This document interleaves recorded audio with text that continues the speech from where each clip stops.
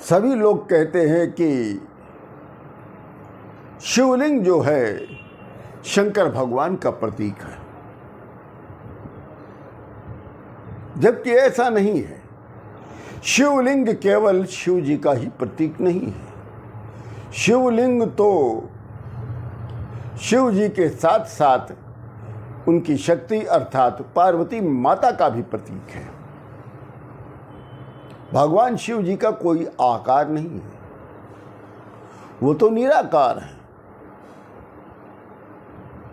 और शिव तो एक शक्ति के स्वरूप में है और वही शक्ति इस संसार में शिवलिंग के रूप में विद्यमान है। ये एक रहस्यमय बात है जिसकी कथा शिवलिंग की लोग विभिन्नता लिए करते हैं और हम शास्त्रों के अनुसार सत्यता के साथ करते हैं। भगवान शिव जी का कोई आकार नहीं है, ये सभी जानते हो, तो निराकार है। जबकि शिव एक शक्ति के स्वरूप में है और वो शक्ति इस संसार में शिवलिंग के रूप में विद्यमान है। अकेले भगवान शिव ही ऐसे हैं जिनकी लिंग के रूप में इस पूरे ब्रह्मांड में उनकी पूजा होती है।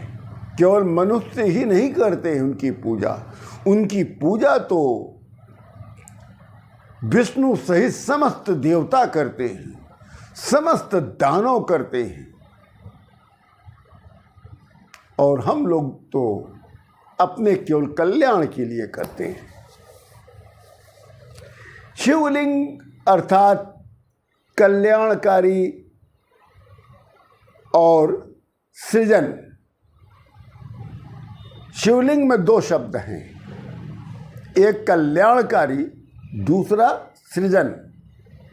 जो इस संसार में भगवान शिव जी ही एक ऐसे ईश्वर है जो सबसे ज्यादा पूजे जाते हैं। शिवलिंग को शक्ति के रूप में पूजा जाता है।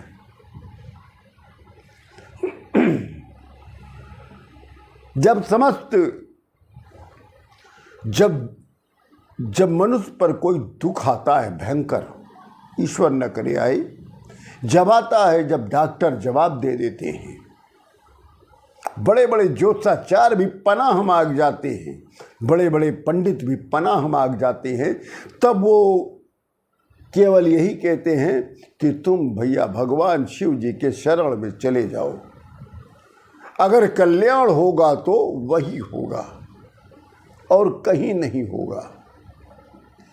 कहते हैं ना, भगवान तो महामृत्युंजय है, महाकाल हैं, परंतु वो सृजन भी करते हैं, पालन भी करते हैं, इसीलिए वो महादेव कहलाते हैं। इसीलिए भोलेनाथ, अगर एक तरफ महाकाल तो दूसरी तरफ भोलेनाथ। तो शिवलिंग में केवल एक शब्द नहीं महाराज, शिवलिंग में दो शब्द हैं, कल्याणकारी, दूसरा सृजन। इसी कारण शंकर भगवान की पूजा पूरे ब्रह्मांड में सर्वाधिक होती है। शिवलिंग को एक शक्ति के रूप में पूजा जाता है। शिवलिंग को शिव जी के रूप में नहीं महाराज, एक शक्ति के रूप में पूजा जाता है। और शिवलिंग यही बताता भी है कि संपूर्ण जो ब्रह्मांड है, ये जो संसार, ये जगत है, ये पुरुष और महिला की ऊर्जा से बना है और यही ऊर्जा और यही शक्ति इस संसार को निरंतर चला रही है। शिवलिंग फिर है क्या? एक अंडाशय। शिवलिंग एक अंडाशय है जिसमें संपूर्ण ब्रह्मांड समाया हुआ है और स्त्री पुरुष समस्त जीव सब यहीं से उनका निर्माण होता रहता है। इसीलिए भगवान को, शिव को देवाधिदेव महादेव कहा जाता है, अर्थात जिसका कोई रूप न हो, जिसका कोई आकार न हो, जिसका कोई साकार न हो, वही अनंत काल सर्जन के प्रतीक सदा शिव कहलाते हैं। शिवलिंग को त्रिमूर्ति भी कहा गया, जिसका अर्थ है ब्रह्मा, विष्णु और महेश। ये तीनों सत्य, ज्ञान और अनंत को दर्शाते हैं।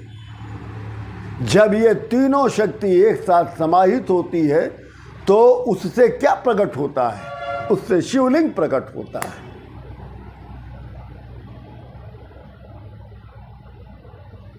अब एक और रहस्यमय बात है ना कि शिवलिंग को त्रिदेव भी कहा जाता है, त्रिमूर्ति कहा जाता है।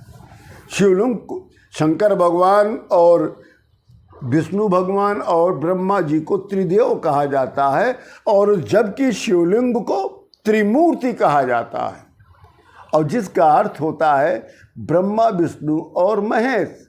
ये जो तीनों हैं, सत्य, ज्ञान और अनंत। सत्य है विष्णु जी, ज्ञान है ब्रह्मा जी, और अनंत हैं शंकर भगवान। जब ये तीनों शक्ति एक में समा जाती है, अर्थात एक हो जाती है, तब वो शिवलिंग बन जाता है।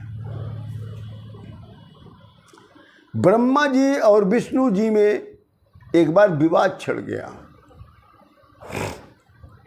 कि दोनों में श्रेष्ठ कौन है।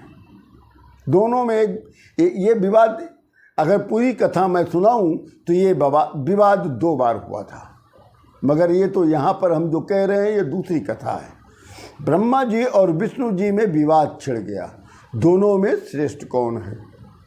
जहाँ ब्रह्मा जी सृष्टि के रचयिता हैं, इसीलिए वो अपने आप को श्रेष्ठ होने का दावा ठोक रहे हैं, और वहीं दूसरी तरफ विष्णु जो पूरी सृष्टि के पालन करता है, वो भी अपने श्रेष्ठ होने का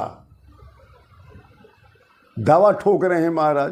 तभी वहां पर एक विराट लिंग की उत्पत्ति हो जाती है, और भविष्यवाणी भी होती है कि जो भी इस लिंग के आरंभ का और अंत का पता लगा देगा या पता लगाएगा, वो ही दोनों में श्रेष्ठ माना जाएगा।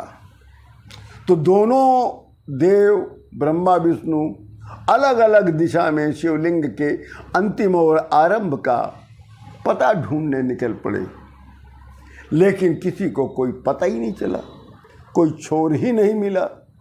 और उन्हें ज्ञात हुआ कि जो शिवलिंग है वो अनंत काल है, न जिसका कोई आरंभ न जिसका कोई अंत, अनंत।